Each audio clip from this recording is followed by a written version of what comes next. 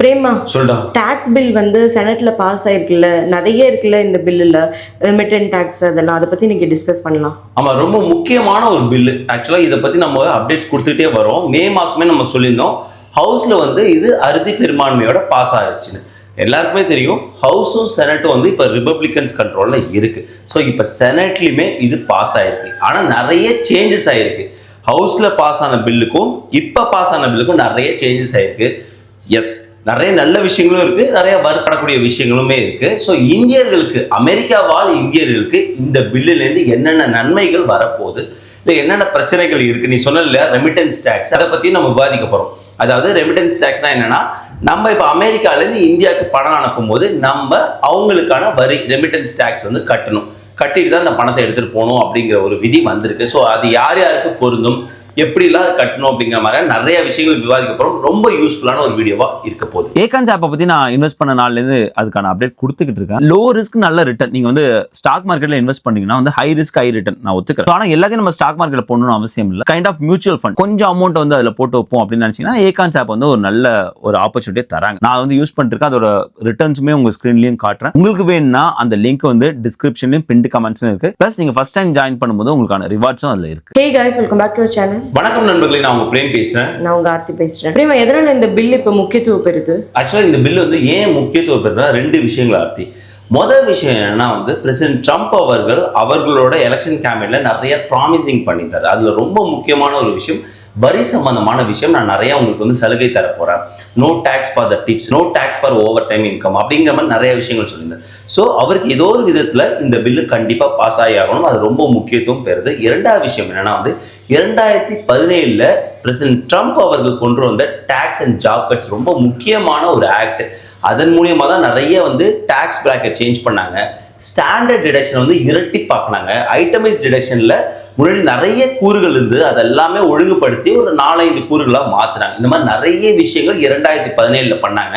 அப்ப பண்ண விஷயம் எல்லாமே 2025 முடிய போகுது. ஸோ எனிவே வந்து அதை எக்ஸ்டெண்ட் பண்ணணும்னா அவங்களுக்கு இந்த மாதிரியான ஒரு பில்லு தேவைப்படுது. ஒரு எக்ஸாம்பிள் சொல்லணும்னா சைல்ட் டாக்ஸ் கிரெடிட் வந்து $1000 இருந்தது. அதை $2000 மாத்தினது 2017 ட்ரம்ப் அவர்களோட டாக்ஸ் கட்ல வந்த அந்த சேஞ்சஸ் தான். அது இப்போ எக்ஸ்பிரி ஆகுது, திரும்ப $1000 போயிடும். ஸோ எனிவே இந்த பில்லு ரொம்ப ரொம்ப முக்கியத்துவம் பெறுது. அதனால தான் வந்து ட்ரம்ப் அவர்கள் என்ன சொன்னாங்கன்னா, ஜூலை 4க்குள்ள இந்த பில்லை நான் வந்து சைன் பண்ணி ஆகணும். அதற்கான அனைத்து முயற்சிகளுமே செனட் எடுக்கணும்னு சொன்னாங்க. அந்த முயற்சி தான் இப்போ எடுத்திருக்காங்க. செனட் சபையில் இது பாஸ் ஆயிருக்கு. செனட் சபையில் இப்போ எவ்வளவு ஓட்டுல பாஸ் ஆச்சு? நான் முன்னாடி சொன்ன மாதிரி செனட்ல வந்து உங்களுக்கு அறுதி பெரும்பான்மை இருக்கு. ஸோ 53 ஓட்டு உங்களுக்கு வந்துடும். ஆனால் என்ன ஆயிடுச்சுன்னா வந்து 3 செனட்டர் வந்து அதாவது இவங்களோட ஓன் செனட்டர்ஸே வந்து இதுக்கு எதிராக வந்து ஓட்டு போட்டாங்க. அதுக்கு என்ன காரணம்னா, மிக முக்கியமான காரணமா சொன்னது இவங்க கொண்டு வந்த மெடிக்கைட் அண்ட் ஃபுட் ஸ்டாம்ப் சம்பந்தமான சேஞ்சஸ். அதுல வந்து இவங்க வந்து ஃபண்டிங்கை வந்து குறைச்சிருந்தாங்க. அது அவங்களுக்கு வந்து ஏதுவா இல்லை. பிளஸ் வந்து டெப்ட் சீலிங் வந்து ஏற்றிருந்தாங்க. அதாவது நீங்க கடன் வாங்கக்கூடிய தொகையை வந்து ஏற்றினாங்க. எவ்வளவு கடன் வாங்கக்கூடிய தொகையோ அதை வந்து ஏற்றிருந்தாங்க. ஸோ நிறைய கடன் வாங்கி நிறைய ஸ்பெண்டிங்க்கு யூஸ் ஆகும். அதுவுமே வந்து அவங்களுக்கு உகந்ததா இல்லாதனால 3 செனட்டர் மட்டும் ஆப்போசிட்டா ஓட்டு போட்டாங்க. ஸோ 50-50 வந்துச்சு. டை ஆனா என்ன ஆகும், வைஸ் பிரசிடென்ட் தான் நிர்ணயிக்கணும். ஆப்வியஸா ஜேடி பென்ஸ் வந்து இதுக்கு சப்போர்ட்டா ஓட்டு போட்டாங்க. ஸோ இந்த பில் வந்து செனட்ல இப்போ பாஸ் ஆகி அடுத்த கட்டத்துக்கு போயிடுச்சு. நெக்ஸ்ட் ஸ்டெப் என்ன மாதிரி இருக்கும்? நெக்ஸ்ட் ஸ்டெப் என்னன்னா, செனட்ல பாஸ் ஆயிடுச்சு. இந்த பில்லு வந்து ஹவுஸ்ல பாஸ் ஆகணும். ஏன்னா நான் சொன்ன மாதிரி ஹவுஸ்ல பாஸ் ஆன பில்லும் செனட்ல பாஸ் ஆன பில்லும் நிறைய சேஞ்சஸ் இருக்கு. அதெல்லாம் கொண்டு போய் ஹவுஸ்ல பாஸ் பண்ணிட்டு அங்கேருந்து எடுத்துட்டு போய் பிரசிடென்ட்டோட டேபிள் போகும். ஒருவேளை ஹவுஸ்ல சேஞ்சஸ் ஆயிடுச்சுன்னா திரும்ப செனட். ஸோ இது வந்து முடிஞ்சிடும் என்ன பொறுத்தவரைக்கும். ஏன்னா செனட்ல வந்து இப்போ பாஸ் ஆயிடுச்சு இல்லையா. ஸோ இது ஆல்மோஸ்ட் வந்து ஒரு முடிஞ்ச கதை தான். இது வந்து அடுத்த வந்து பிரசிடென்ட் ட்ரம்ப் அவர்கள் வந்து ஜூலை 4க்குள்ள சைன் போடுவாங்கன்னு நினைக்கிறேன். இதுல என்ன மாதிரியான விஷயங்கள், நல்ல விஷயங்கள் வந்திருக்கு? ஆமா, நல்ல விஷயங்கள் வந்திருக்கிறது முன்னாடி வந்து வருத்தப்படக்கூடிய விஷயமா எதுன்னு ஃபர்ஸ்டா பாத்துருவோம். Medical changes, food stamp changes, இது வந்து ரொம்ப கம்மியான சேலரி வாங்கக்கூடிய மக்களை இம்பாக்ட் பண்ண போறதா சொல்லியிருக்காங்க. ஸோ இந்த 2 சேஞ்சஸ் வந்து இதுல வந்து ஸ்பெண்டிங் கட் பண்ணது வருத்தத்தக்க விஷயமா இருக்கு. அடுத்து வந்து இவி சம்பந்தமான எலக்ட்ரிக் வெஹிக்கிள் சம்பந்தமான டாக்ஸ் கிரெடிட் பைடன் கவர்மெண்ட் அவங்க கொண்டு வந்ததை இவங்க ரிவர்ட் பண்ணியிருக்காங்க. பிளஸ் கிளீன் எனர்ஜி டாக்ஸ் கிரெடிட்டுமே ரிவர்ட் பண்ணியிருக்காங்க. இதுவுமே வந்து கிளீன் எனர்ஜி, கிரீன் எனர்ஜின்னு பார்க்கும்போது ஒரு செட்பேக்காக பார்க்கப்படுது.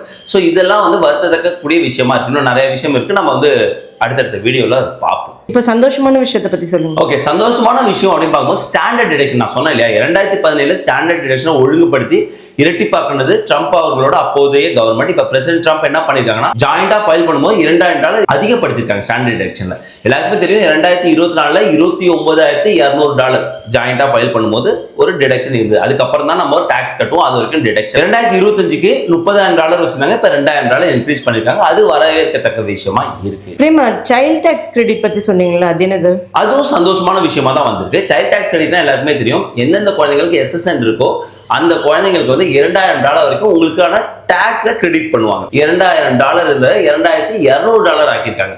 ஆனா ஹவுஸ் பில்ல அது $2,500 இருந்தது. ஸோ இந்த மாதிரியான வேறுபாடுகள் இருக்கிறதுனால தான் இந்த பில் திரும்ப ஹவுஸுக்கு போய் அங்க அப்ரூவல் வாங்கணும்னு சொல்றாங்க. ட்ரம்ப் அக்கௌண்ட்னு ஏதோ சொன்னீங்களா, அதை பத்தி சொல்லுங்க. அது ரொம்ப முக்கியமான ஒரு விஷயமா இருக்கு. என்ன பண்ண போறாங்கன்னா, நம்ம லாஸ்ட் வீடியோல சொல்லியிருந்தோம், இங்க பிறக்கக்கூடிய குழந்தைங்களுக்கு ஒரு அக்கௌண்ட் கவர்மெண்ட் ஓபன் பண்ணி அவங்க $1,000 அதுல போட போறாங்க. பேரண்ட்ஸ் வந்து $5,000 வரைக்கும் அதுல கான்ட்ரிபியூட் பண்ணலாம். கேபிட்டல் கெயின் டாக்ஸ் மட்டும் கட்டிட்டு வித்ட்ரா பண்ணலாம் ஃபார் த எலிஜிபிள் எக்ஸ்பென்சஸ் அப்படின்னு சொல்லியிருக்காங்க. நிறைய பேர் வந்து இது 529 பிளான் இருக்கு இல்லையா, அதே மாதிரி தான் இருக்கு. ஈவன் வந்து 529 பிளான்ல இதை விட அதிக பெனிஃபிட்ஸ் இருக்கு அப்படின்னு ஆர்கியூ பண்றாங்க. எது எப்படியோ $1,000 கவர்மெண்ட் இருந்து வரப்போகுது. பிரேமா, இப்ப பிறந்த குழந்தைங்களுக்கு இல்ல பிறக்க போற குழந்தைங்களுக்கு என்ன சொல்லுங்க, 2024 28 வரைக்கும் பிறந்த குழந்தைங்களுக்கு அப்படி பார்ப்போம். 2024 பிறந்த குழந்தைங்களுக்கும் அப்ளிகபிள் ஆகும்னு நினைக்கிறேன். பட் ஸ்டில் நம்ம வந்து டிராஃப்ட் வெர்ஷன் தான் பேசணும். ஃபைனல் பிரசிடென்ட் அவர்கள் சைன் பண்ண வெர்ஷன் வரும்போது இன்னும் நம்ம டீட்டெயிலா பார்ப்போம்.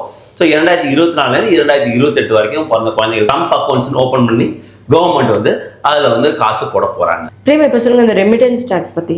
ரெமிட்டன்ஸ் டாக்ஸ் பார்க்கறதுக்கு முன்னாடி சால்ட்னு ஒரு விஷயம் இருக்கு ஆர்த்தி. சால்ட்னா சால்ட் என்னன்னா வந்து நான் முன்னாடி சொன்ன மாதிரி ஸ்டாண்டர்ட் டிடக்ஷன் இருக்கு. டாக்ஸ் ஃபைல் ரிட்டர்ன் பண்ணும்போது ஐட்டமைஸ் டிடக்ஷன் இருக்கு. 2017 அப்புறம் இந்த ஐட்டமைஸ் டிடக்ஷனை ஒழுங்குபடுத்துறாங்க. மேஜர் கேட்டகரிஸா பார்க்கும்போது மார்கேஜ் இன்ட்ரெஸ்ட், அப்புறம் medical expenses, charity donation, SALT, அதாவது state and local income tax. அதாவது நீ ஏதாவது ஸ்டேட் இன்கம் டாக்ஸ் கட்டிருப்ப, லோக்கல் இன்கம் டாக்ஸ் கட்டிருப்ப இல்லையா, அதுக்கான டிடக்ஷன். இல்லைன்னா அது வந்து டபுள் டிப்பிங் மாதிரி போகுது அப்படிங்கிற ஒரு விஷயம் இருக்கு. ஏற்கனவே இது இருக்கு.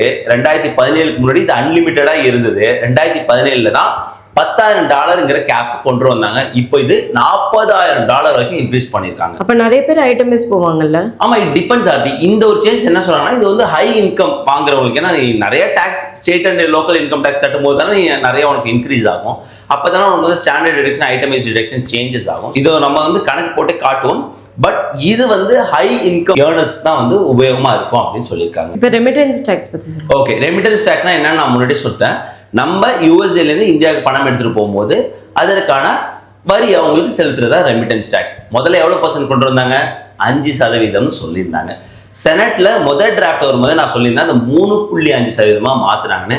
இப்ப வெறும் ஒரே % தான். அதாவது நீ $1,000 யூஎஸ்ஏல இருந்து இந்தியாவுக்கு அனுப்பும் போது 1% $10 அவங்களுக்கான டாக்ஸ் வந்து கொடுக்கணும். இது எல்லாருக்குமே வா? Citizen, green card, visa holders? நல்ல கேள்வி. இது வந்து பார்க்கும்போது சிட்டிசன்ஸ் அண்ட் யூஎஸ் நேஷனல்ஸ் கிடையாது, ரைட்?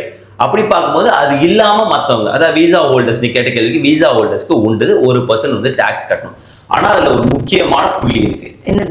என்னன்னா, நீ பணத்தை எப்படி அனுப்புறங்கிற பொறுத்து தான் அந்த 1% டாக்ஸ். வந்து ரெமிட்லி போற நம்ம யூஸ் பண்றதுனால சொல்ல, ரெமிட்லில போயிட்டு யூஎஸ் பேங்க் அக்கௌண்ட்ல இருந்து இந்தியா அக்கௌண்ட் நீ பணம் அனுப்புறனா உனக்கு கிடையாது. அதை என்ன சொல்லியிருக்காங்கன்னா, நீங்க இங்க அனுப்பும் போது நீங்க யூஎஸ் பேங்க் யூஸ் பண்ணீங்கன்னா, or US credit card or debit card use பண்ணீங்கன்னா நீங்க இந்த ரெமிட்டன்ஸ் டாக்ஸ் கட்ட வேணாம்.